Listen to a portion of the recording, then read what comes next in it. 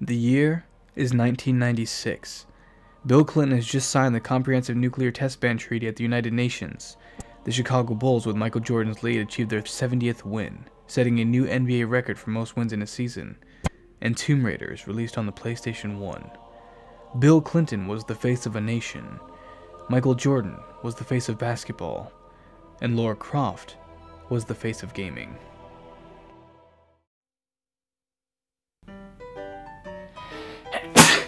Hello everyone and welcome back to another year of Young Dad Gaming Reviews, the series where I recount, review, and reminisce the games that I grew up on, as well as decide whether if my son will be growing up on the same games, and which one should be avoided for now due to extreme violence, suggestive themes, and or because the game just sucks.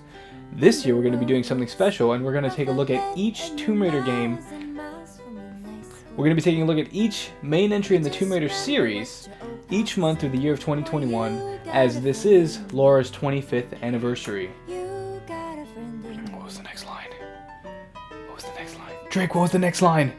This is the year of the Tomb Raider. You got a friend in me. You got troubles. Feast your eyes on this, Lara. How does that make your wallet rumble? I'm sorry. I only play for sport. Then you'll like a big park. Tomb Raider could easily be considered the matriarch of action-adventure games. The first entry set the bar so high, with groundbreaking visuals, an intriguing story, and a badass protagonist, that everyone wanted to be the next Tomb Raider. Even the manliest man in gaming found himself trying to copy Lara Croft, even so far as to having an Easter egg where Lara is desperate for Duke. Hello? Duke, I miss you so much. Can you come over real quick? I got an itch only you can scratch. Not now, Laura. I'm kinda busy. You'll have to use your own fingers. Sorry, Duke. At this point, you're not exactly the king. Instead, you're more akin to Johnny Bravo. But not all games that were inspired by Tomb Raider were bad. The Uncharted series took this action-adventure genre and managed to raise the bar even higher, to the point where Tomb Raider was competing with its own creation for the spotlight. While she had a few bumps along the way, the Tomb Raider franchise is still alive and well 25 years later.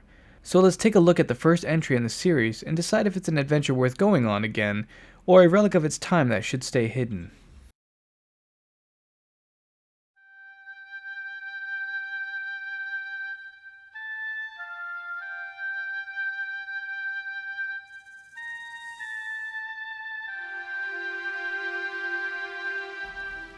The story isn't anything exceptional by today's standards, but back in the day, there wasn't much that could be compared to this grand scope of storytelling. Archaeologist/adventurer Lara Croft is contacted by Larson, a stereotypical southern man and henchman to businesswoman Jacqueline Notla, to find an artifact known as the Zion of Atlantis. You know, creator of all things bright and beautiful. Seal it, Larson. Lady, why do you turn to look over your shoulder? You're on a computer screen. You can't see the guy standing behind the computer by looking over your shoulder. The 90s, before anyone really knew what the internet was.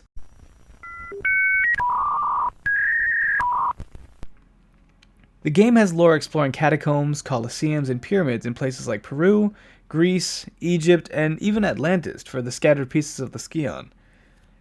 During my playthrough for this review, I legitimately had this thought. Funny how I keep finding these Skion pieces in the tombs of these kings and pharaohs. Oh, I get it. Tomb Raider. I was these many years old when I realized I was a fucking idiot.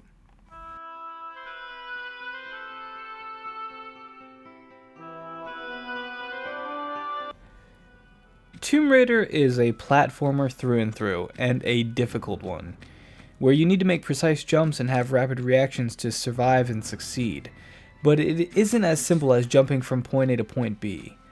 Controlling Lara can feel very stiff and clunky when you first get started, and no one would blame you for thinking this control scheme is old and outdated. But controlling Lara is also a treat in itself, as her animations are very crisp and detailed.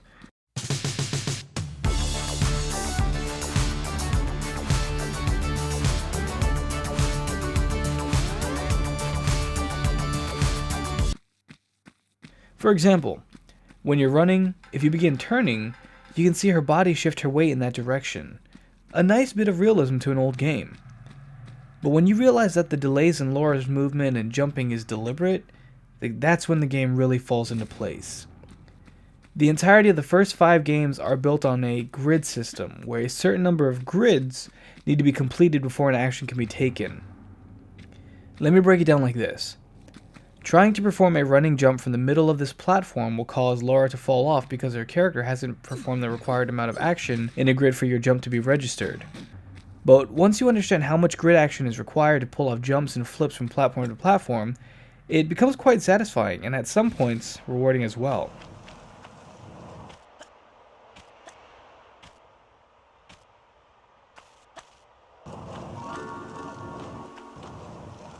Once you get used to the grids, you'll start noticing things in the environment that you can climb, out of the way jumps you can reach, and my favorite, leap of faith. Swan dives from a high ledge into the safety of a water pool below. But Tomb Raider isn't just about the platforming. This is an action-adventure after all. You'll do combat with wild creatures such as bats, wolves, lions, and tigers and bears. Oh my! Lions? And tigers? And bears? Oh my. Mutant Atlanteans, and a few humans as bosses like a cowboy and this crazy skateboarding Uzi-wielding douchebag. The combat itself is very simple and definitely isn't anything special, but it still looks impressive. Laura will lock onto the closest enemy and will fire for as long as you press the button. Most enemies will make a beeline directly towards you, so this isn't great when trying to focus your attention on multiple enemies at once, as Laura won't break her targeting log until you let go of the button. Enemies are a bit bullet spongy until you find better weapons such as shotguns, magnums, and Uzis. Ammo is very scarce in the beginning, but you're flooded with ammunition towards the third act. It can be fun shooting for a bit, but it does get old. I mentioned before that the combat looks impressive, and this is in the way that Laura locks onto enemies. With dual-wielded weapons, Laura will train both guns onto the enemy you're attacking as long as they're directly in front of you, but as the enemies circle around you, Laura will only focus on them with one gun, as she won't turn her body towards the enemies automatically. If they do manage to circle to the back of you, Laura can do a forward roll and turn around directly behind her. If an enemy gets too close from that point, Laura also has the ability to perform backflips and side flips and never stop shooting her target.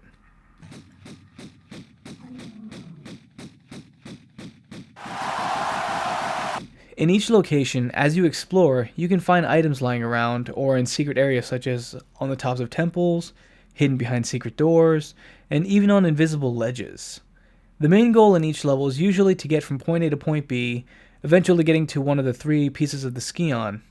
This is accomplished by solving puzzles, pulling levers, collecting keys, and contending with traps and dangerous jumps. You will die. A lot. Speaking of dying, there are 2 key things about death in this game that I would like to address. This game is a bit graphic. The deaths can be quite horrifying and quite gruesome. From falling into spike pits, from tall heights and hearing your bones crack, or even burning alive in lava. Liquid hot magma. You will have to save a lot, as each jump could possibly be your last. I think the angry video game nerd said it the best. No checkpoints, nothing, so get used to saving. Save after every puzzle, save after every enemy, and save after every jump.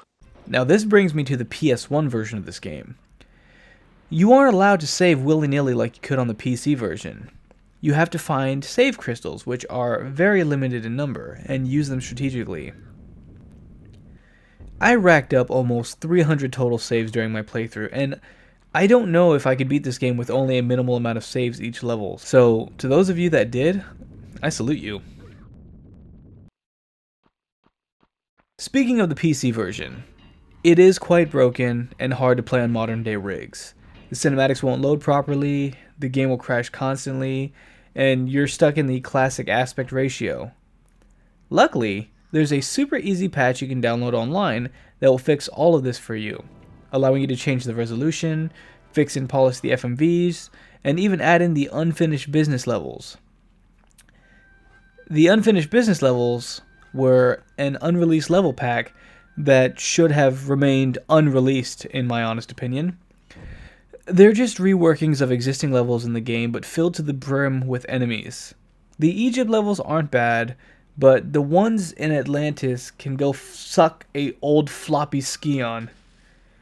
Much like other expansion packs during this time, these are basically just challenge levels for bragging rights, so... Moving on!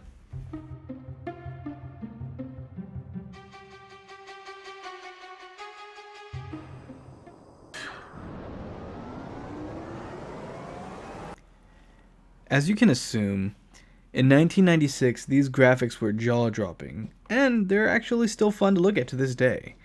As I mentioned before, everything in Tomb Raider was designed off of a grid format. The floors, the walls, even the water. Each flat platform is the same 4x4 style square, kinda like Minecraft. So, Lara Croft was the precursor to Minecraft? Each of these grids could be designed and textured to fit whatever the developers wanted. Mossy floors? Done. Sandy desert? You got it. Gross fetus walls? Don't worry your pretty little face! Lara's design in the game is quite iconic and extremely memorable, with her blue top and brown shorts. Damn, some people got a problem with my Jill in a miniskirt video, but they got no problem with an archaeologist on an expedition in the snowy mountains of Peru in booty shorts. It was also in this game that Lara was still more of a strong heroine and wasn't overly sexualized, though this did begin to happen as the games went on. The FMVs are as classic CD-based games as you could get, but still entertaining to watch.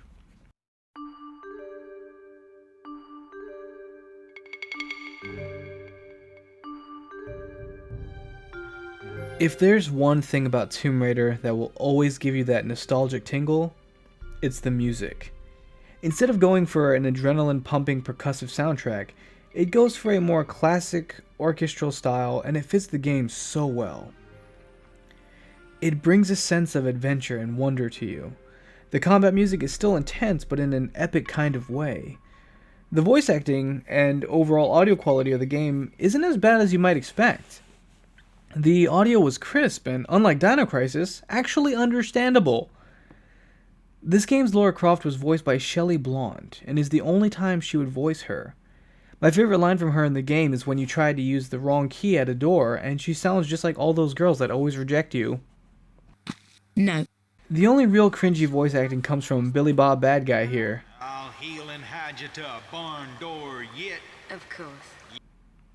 And some of the lines delivered by Natla. Too late for abortions now. What the fuck?!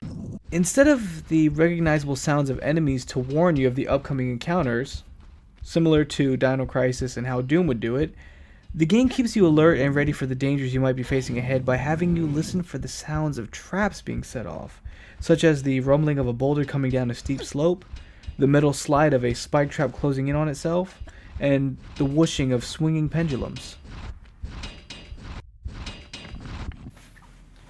Overall, how does Tomb Raider hold up to this day? And in the newer releases, is the gameplay changes necessary, or does the classic style still hold up, and is it still capable of capturing new players?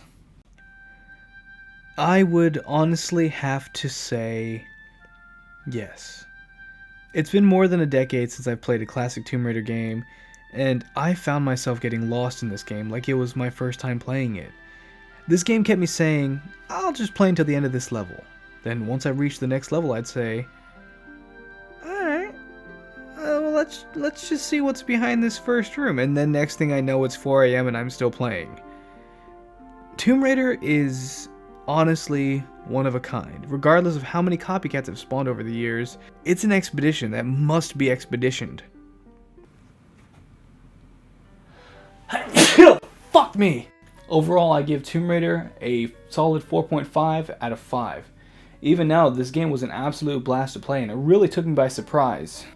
During my playthrough, I was really debating on giving this game a perfect score, and the only thing that really kept me from doing that was the constant trial and error, dying and reloading, and the occasional not being able to find a ledge because it blends in with the background just a little too perfectly. Also, trying to get this game started up on PC can be a real chore. but most of these can just be labeled as personal gripes. As for games I would let my son play, I'd have to give this one a few years. Complete enjoyment for this game definitely comes from a lot of patience and clever navigation. Though I enjoyed these games as a kid, I remember multiple times being stuck in the same room for hours because I couldn't find my way out. For nostalgia value, all I ask is that you listen to this song and tell me if you feel anything. If you do, that's the nostalgia. Thank you guys so much for watching. I hope you enjoyed this video. If you did, don't forget to leave a like, leave a comment down below for games you'd like to see on this channel, or your favorite Tomb Raider moments in the whole series. Oh god, my nose. Jesus. Hit the subscribe button. I don't know why. It helps me, that's why. And ring the bell if you'd like to be notified for upcoming games I got. Also, don't forget to check out Ellie's channel in the description below, as she has some incredible covers. Just for Christmas, she released this one, and it's by far my favorite cover of this song.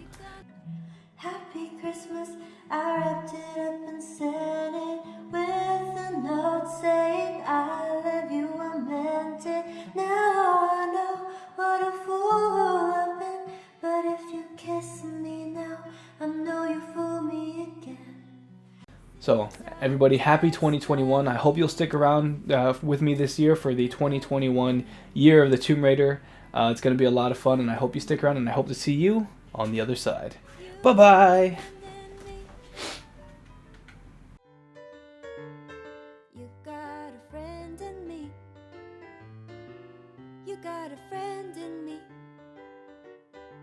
You got troubles, I got him too. There isn't anything I wouldn't do for you. To stick together we can see it through, 'cause you got a friend in me.